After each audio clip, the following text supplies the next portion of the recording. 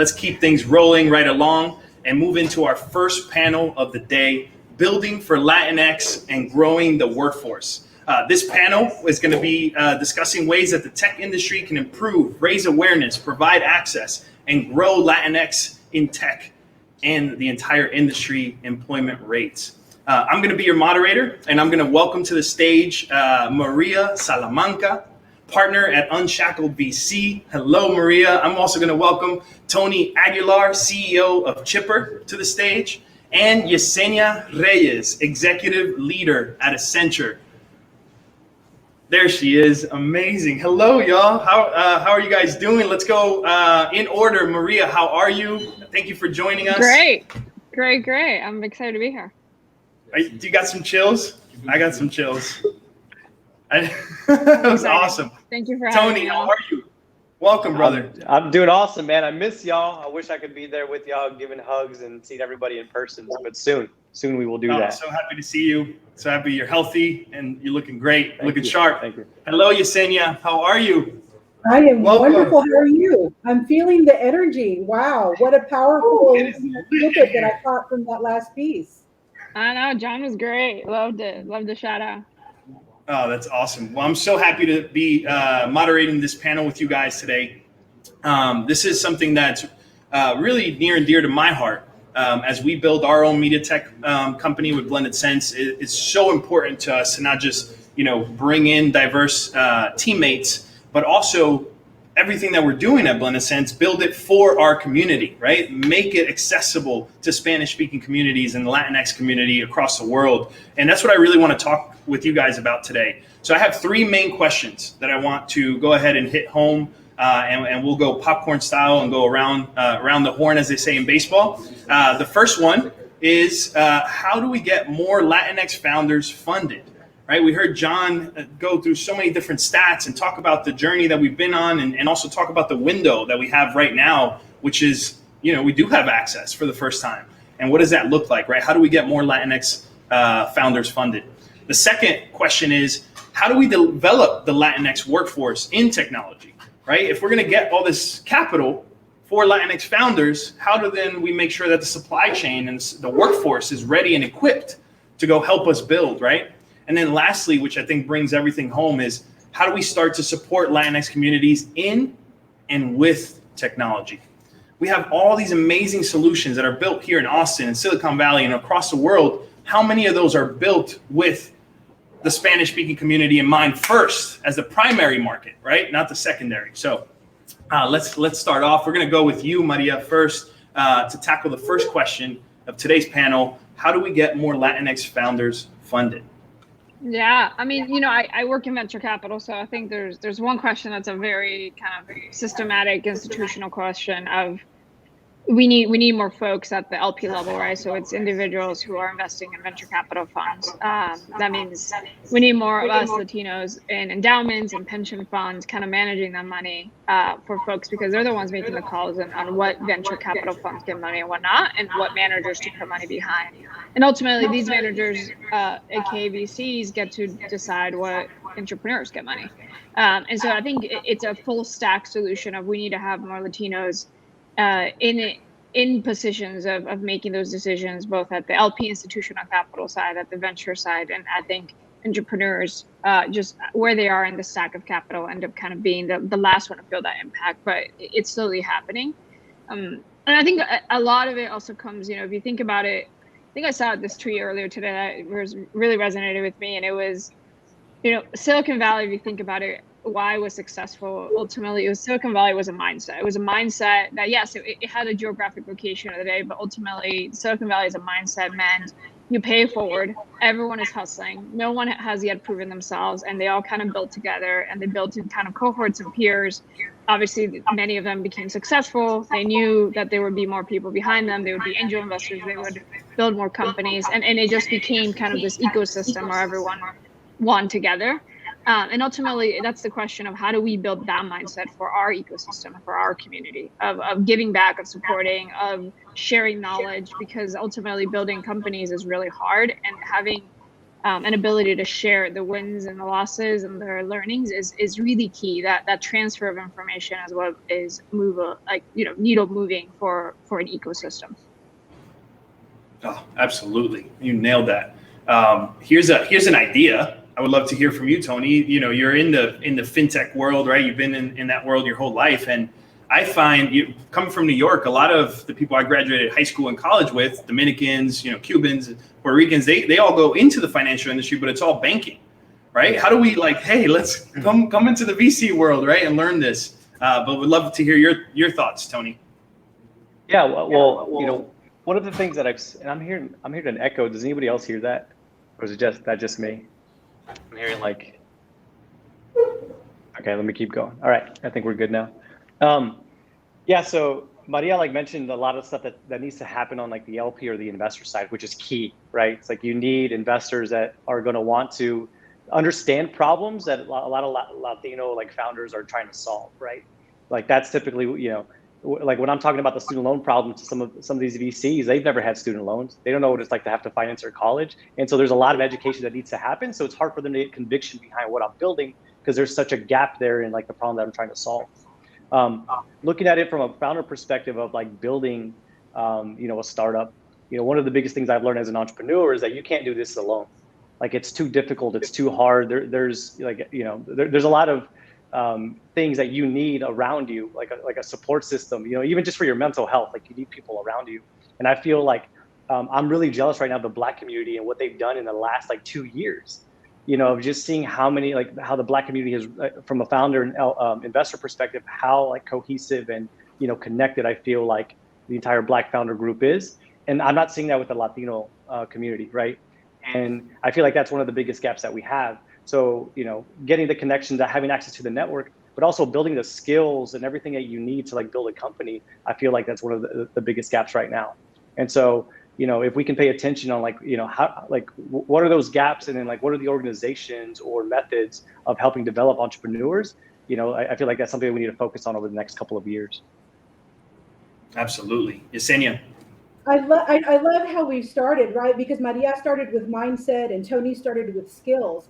And as in my role, right, at a technology consulting, right, kind of end-to-end company like Accenture is, I'm looking at it from both sides of the table, right? What do we need inside our institutions, and then what do we need the public to drive, right, in terms of of changed expectations, right, of accountability, of transparency.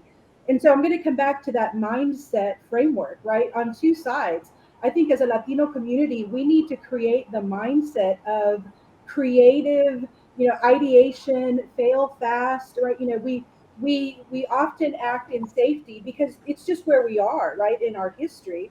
And so I think if we started in our, at a younger age to be talking about, ideas and problem solving, right, really getting our children and our families, right, even in our communities and our families, to be talking about what problem do we see and what ideas do we have, that builds confidence, right? Because in all of this ecosystem, it's, the person with the most competence and confidence gets the funding, right? So we have to start in that, growing that skill set, right? From ideation all the way through the pitch.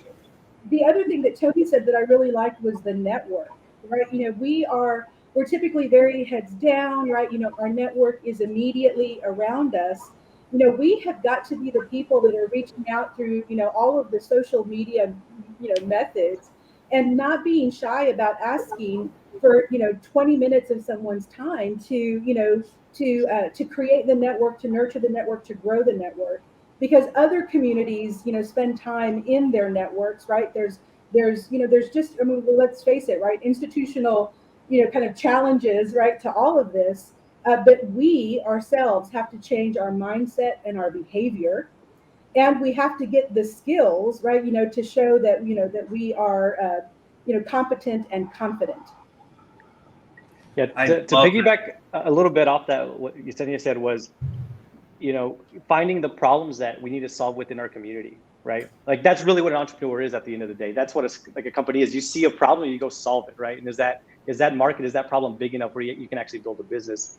But I feel like one of the biggest shifts that at least I hope to see, and if we can get this implemented more in the schools at an earlier age, is showing that there's tools and resources that you can actually go build the stuff now, right? Like I feel like the no code like revolution that's happening right now is going to be a huge opportunity for the younger Latinos to start building their own pieces of technology, their own apps, their own platforms to solve the problems that they're facing like day in and day out. And you don't have to go to school, and learn, comp sci or learn how to code.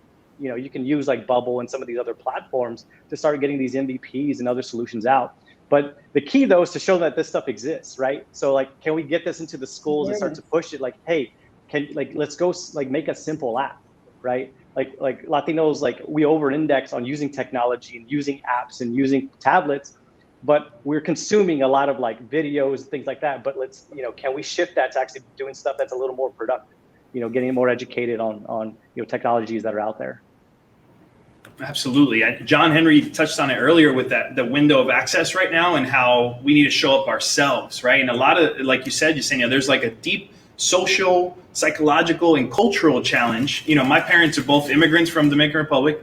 For me, my brother, and my sister, it was all about conservative safety, step by step. How do you assure that you're going to be good and taken care of in life? Not about taking risks, right? And in order to make an impact in technology and really assert ourselves in technology, we have to start taking risks. And we got to be confident in those risks so we can build on that. So there's so many layers to this. And I'm just so honored to be here having this conversation with you guys, because I think that's where it starts. So let's move down the line here to the next part of the question. And, how do we develop the Latinx workforce in technology? I think you touched on it, Tony. But let's start with you, Yesenia. How do we, once we get people confident and aware of the tools and they want to make the jump, how do we actually foster that and empower more Latinos to make a jump into the industry? Well, again, I'm going to come back to creating a community that opens a door, right? It's like one of the things that, that we are, we're challenged, and yet it's also, it's also shifting, right? Is the ability to get more Latinos represented, right? In across the spectrum of technology, across the spectrum, of business, and moving them up, in the organization so that they are decision makers. And I think that we, again, it's about, when we make it through the door, it's to keep our foot in it and continue to bring, right, our brothers and sisters, with us on that journey. And again, I'm going to come back to the network, right? It is hard to be in corporate sector. It's hard to be in the technology sector, right? So we've got to, we have to just ask for help when we need it. We need to, look for those coaches and mentors that can help us navigate those hard times, right? Because let's not kid ourselves. It is hard to be the only person in the room, for sometimes years on end. But, so continuous conversation, collaboration, and then raising your hand to take that challenge, right? Raising your hand to say, I want to develop, whatever it is, right? Again, what problem do we need to solve? And, how can I use my leadership skills, right, to move in that direction? And so I'm going to come back to the point of the question, which was workforce skills. And while we all need to develop, the technology skills, I don't want us to forget that part of problem solving, again, comes back to creativity, communication, collaboration, right? Because once you have an idea of how you want to solve a problem, you have to get a lot of stakeholders aligned, right, to keep the ball rolling. So again, it comes back to lifting outside of the way our culture has shaped us, which is, we need to honor it. It's good, right? It has its place in our history and in our world today. But we've got to step out of the ways that we traditionally show up at work. We have got to be the ones that speak up. We have got to be the ones that, that demand transparency. We have got to be the ones who open the door for others and not let them, languish, right? Kind of in a moment of struggle or in a moment of uncertainty. I love that. I know, Maria, you have to head out. I know you had a prior engagement. Thank you so much for being here with us today. I want to ask you, leave the audience as we do take the Q&A. As someone in VC, we talk about how do we build, we support in and with technology. I see so much opportunity in any industry in technology, right? FinTech, EdTech, et cetera, to build for the Spanish speaking Latinx community as the primary market. Are you seeing a shift in VC where people are focusing there and then expanding?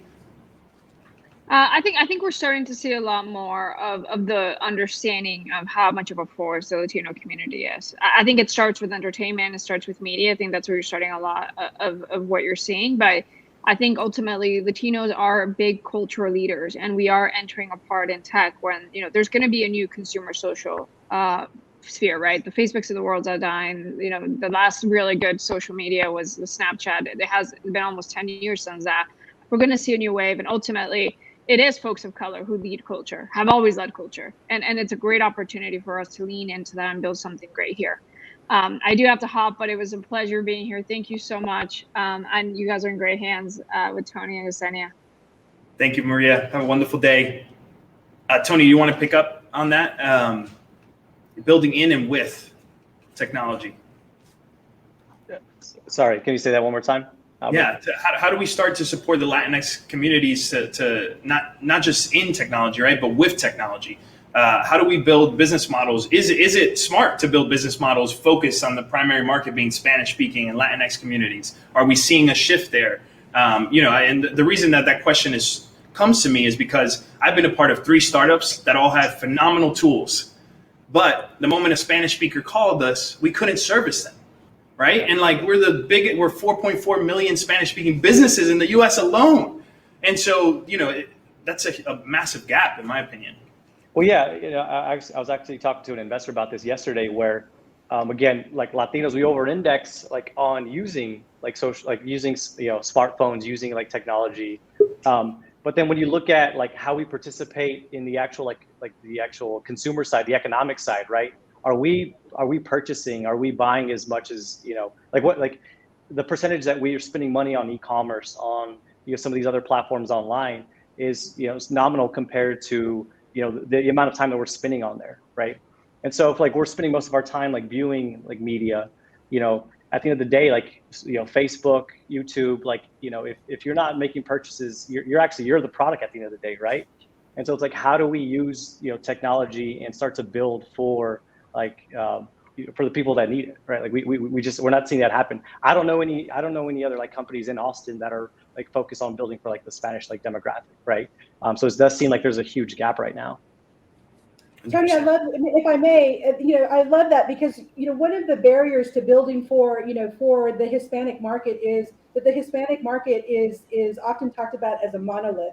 Right, yeah. And we've got to start to deconstruct this because just in getting ready, kind of for this conversation, Forbes is talking about, the Harvard Business Review, Fast Company, they're all talking about, kind of the hypercultural Latinx group, right? It is a very young group. It is a buying power of its own that we, as business people, right? Again, on the spectrum from whether we're delivering services or being the high entrepreneurs and venture capitalists, we've got to start to study, right, and engage with the needs of a very diverse community within what we call, right, the Hispanic community, the Latinx community, right? There are age ranges, there are consumer behaviors, there is buying power that needs to be recognized. And, and I think right now, especially, we just had the census data come out, right, and everyone's doing research on it because it's the first time, right, where our non-white population is larger, right, kind of in this country. That means something, right? And if organizations, if individuals, if creative people aren't wrestling with the data, we are going to be lagging, right, kind of on the opportunity. Absolutely. I love that. Reminder, y'all, if you have any questions, please join the LinkedIn group, DEI Capital Factory, and have your questions in there. We would love to connect and have those answered. Any last remarks, closing remarks? Tony, we'll start with you, and then we'll end with you, Yesenia. I mean, I feel like this is a conversation that we've been having for the last couple of years, and there's more. I'm glad that we're still talking about this. one of the things that I really want to push, like everybody in our community, especially here in Austin, is if you're in tech, the one thing to open a kid's eyes to wanting to go into tech is to see somebody else that's doing it, right? One of the most impactful things that I've ever done was work for Startup Superstars with the Hispanic Chamber here, bringing those kids from the Title I schools that are like a mile away, from downtown, bringing them to Capital Factory, bringing them to Google, to Facebook, and showing them that, hey, you could work at a place like this, and showing them all the different facets of technology, of developer, designer, like whatever it is. Those kids don't know that there's all these careers that they can go into. So giving them access and awareness to that. So I urge everybody to like reach out to the community and do your part in getting the younger generation involved. And it's not hard, Tony. I mean, you and I both know this, right? Like they're anxious. It's the most fulfilling thing. It's the most fulfilling thing you could do, just to see their eyes light up, and it could shift their entire life. So I really, really urge you guys to go do that. Man, I think that is such sound advice and so tangible in a real way that we can make a difference. So everybody out there, if you are a founder, an executive at a tech company, and you're maybe at the ground level or you're huge, just go reach out, bring some kids in, have a day. I bet it'll do you some good and maybe fire you up. And then maybe they'll hire you, once they get their company. I love it. Yesenia, your closing remarks, please. Oh, thank you. One, just again, thank you for moderating us, and the Capital Factory for hosting us. This is such a meaningful conversation. Mine is the call to action, right? It's like, and I put myself in this call to action, is those of us that have a little more opportunity now to be the people that back others. We've got to do that. We have got to step out in faith that this investment in our community will yield benefits that are social, that are cultural, that are economic, right? We have to be the money behind, right? Kind of all this creativity. And we have got to heighten the conversation and the urgency with changing that mindset in our families, in our parents who are still very cautious, right? We have got to have conversations about this so that kids aren't limited to the safe, kinds of careers, right? That we are, that as a culture, we become more risk takers and thereby able to reap those rewards. I couldn't agree more. If we're here today, Yesenia, you, myself, Tony, John, everybody else is going to join us. We've made it against all odds, right? And it's our responsibility. I think if we can own that and say it is our responsibility to go back and help move it all forward, I think we're going to be quite all right. But it has been an absolute pleasure to be here with y'all today. Tony, Yesenia, thank you so much for joining me. And I wish you all the best. And have a wonderful day. Thank you. See y'all. Have a good one.